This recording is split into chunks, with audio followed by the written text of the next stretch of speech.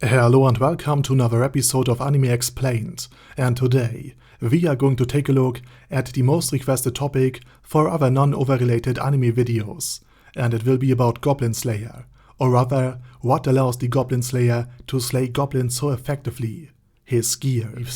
And while the Slayer shares some things with another man literally too angry to die, he in actuality is more like the Batman of anime, in the sense that he has great observatory skills, extensive knowledge about his enemies, and plenty of childhood trauma to fuel his, crusade of revenge. And it is his gear that actually allows him to provide the pest control that goblins so very much require. And the great thing is, you can see his character, his fanaticism, as well as his professionalism reflected in it. Because while, for example, his club might not look as spectacular as the solid iron-clad erection that Guts carries around with him, and while his armor lacks all of the fancy class, ornaments, effects, and bells and whistles of Momon or Ark's armor, it's nonetheless perfect for the job of goblin slaying. But before we are going to take a more in-depth look at it, let me thank my Patreons for supporting this channel, as well as all users of the YouTube thanks function who made one-time donations. Now with that said, the first thing I want to focus on is something almost no one else does: cost effectiveness and an economic use of the resources available. This is quite rare in normal anime and light novel. Spice and Wolf, put your hands down.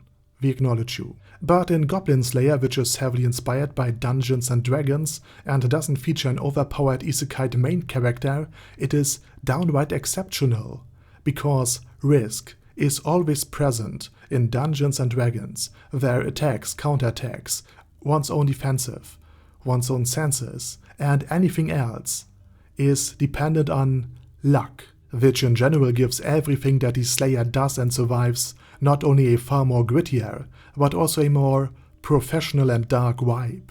And as a professional adventurer, even if it's most of the time just low-paying goblin jobs he takes, he nonetheless has quite enough money to afford some really fancy weapon, for example. But why would he?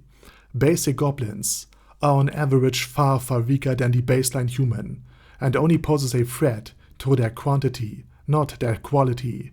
So even if swords would be immune to the acidic blood of the goblins that would normally dull the edge of any sword, it is simply not worth carrying around such an expensive artifact, since it costs way too much money, which Goblin Slayer would then lack for other, far more specialized equipment, such as the scroll that linked a portal directly to the depths of the ocean, something that could easily kill enemies that would have destroyed the Slayer in melee combat, even with a fancy sword of sharpness. And tying into all of this, Goblin Slayer actually varies his equipment for the job at hand. For example, a bow is highly superfluous in the dark dungeons, where one would struggle to swing his relatively short sword. The sight is abysmal. The goblins are relatively to the Slayer smaller, and far more able to hide between rocks, or in tight spaces, and an arrow is probably worth far more than one single goblin. And again, due to its acidic blood, most of the arrows would suffer in quality and sharpness. And over the course of the story, a more professional archer joins his team. But nonetheless, the Slayer can and has wielded a bow in order to set a goblin nest ablaze, killing hundreds of them with very little risk to himself. So again, it's all about practicality, which finally brings us to his main weapon, because just like Overlord's very own Evil Lord of Wrath, Goblin Slayer likes to go clubbing. But again, instead of overpaying for a royal club of inspiration or something fancy like that, all the Slayer requires is a good, handy and solid piece of well-shaped wood, swung towards its target by a man seemingly too angry to die. It has incredible low cost, and since it's just wood and not a flail, morning star or mace made of steel, it's not only light to carry, but has also such low value that it can easily be abandoned if the situation would require it. So he neither carries mental or financial attachment to his main weapon. It's not overkill, but it's also not underkill. It's short, relatively light, nimble and strong enough to take out the average goblin in his lair. And the Slayer through its use also doesn't tire that fast, compared to again a mace or other blunt weapons made of metal. So much for the offense. But what does the defense hold? And again, pretty much the perfect armor for the job. The Slayer's armor is first and foremost, while not exactly high in value, extremely formidable against goblins. And we are going to start with something that many other adventurers lack: a proper helmet. Something apparently most knights or even space marines struggle to afford. Watching Game of Thrones and noticing who wears no helmet and no shield is agonizing, especially if you liked Oberyn Martell. And I can't stress enough how essential helmets truly are. In fact, it is the only piece of medieval, antique, and probably bronze and possibly even Stone Age technology that has survived, as the single most important standard piece of body armor of any soldier even today. The head, due to it containing not only the brain, but also vital blood vessels, or eyes, mouths, ears and nose, basically all but one sense in total, is of paramount importance. And the Slayer's helmet is perfect for him, even outside of combat, because, just like the average guardsman of Krieg, would never ever dream about thinking, of imagining, to drop his gas mask. The Slayer would never ever take off his helmet, be it for sleep or even to eat, because he can do both things while still in armor. This reduces the risk of any surprise attack during such vulnerable situations quite a bit, and since the bars protecting his face keep quite a distance from it, they can also absorb the blow of incoming blunt weapons, something that the average helmet of most knights would struggle with, since the rest of his armor is padded underneath, probably by a gambeson-like under armor. It can be assumed that the helmet of the Slayer is much the same, hence why the Slayer can sleep relatively comfortable while in armor.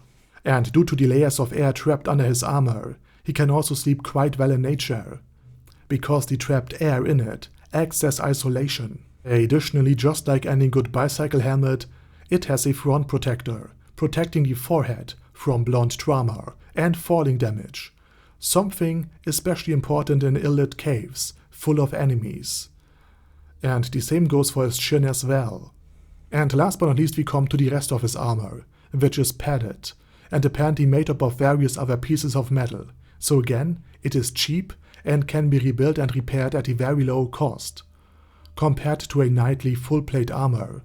If let's say the chest piece is destroyed, a whole new breastplate needs to be commissioned, while a crudely shaped piece of metal is all the Slayer would require if his breastplate got damaged or destroyed or lost. Same goes for the shoulder guards and any other piece of metal. And by the way, all of the most vulnerable and exposed body parts in any battle are covered with metal. So like 95% of the time, this armor is as good as full-plate metal armor, but it is lighter and far more cost-effective, which is important because slaying goblins is more akin to hacking wood, and it requires repeated application of force, so any piece of armor the Slayer can spare is one goblin killed faster. And also these quests don't pay very much compared to many other, so it is important to act cost-effective. As far as resistance goes, the many layers of gambeson, the chainmail, and the metal pieces should prevent most stab and, more importantly, most blunt damages. The rusty but oftentimes poisoned daggers can't really get through it. But getting hit in the head by an angry goblin who just wields a stone in hand could be the end of any well-armored and helmless knight.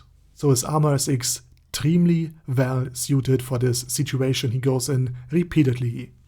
And the same goes also for his shield, which again is too small for human-to-human combat, especially outside of Dark Souls, but great for human-to-goblin fights, because while it can block a goblin completely, it also allows the usage of both hands, allowing the Slayer to wield for example a torch, without having to drop his sword if the situation requires it.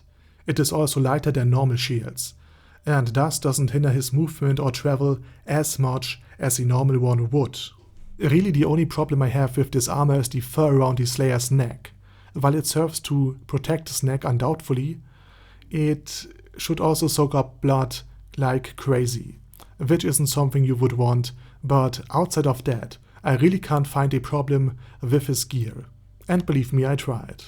And with that said, I say thank you very much for watching, and special thanks to Dash Dash Dash, Bad Guy Yee, Ben C, Chrissy, Crowley 0221, Sia, Death is Mercy, Deathless Dragonlord, Dystopia, Dystopia II, Thur Ralshivan, Guy with That Head, Hector Marino, Hoss, Huster, Jacob G, Jana B, Jason, Chromius, Legendarius, Lelouch Britannia with a Mustache, Lexus Fox, Lord Nishikian Rai, Lord Touch Me, Merovec, Mr. Shoes, Mr. Tweaker, Michael R, Michael Y, O'Kill, Overlord General Gasper, Paddy Pantom, Personage,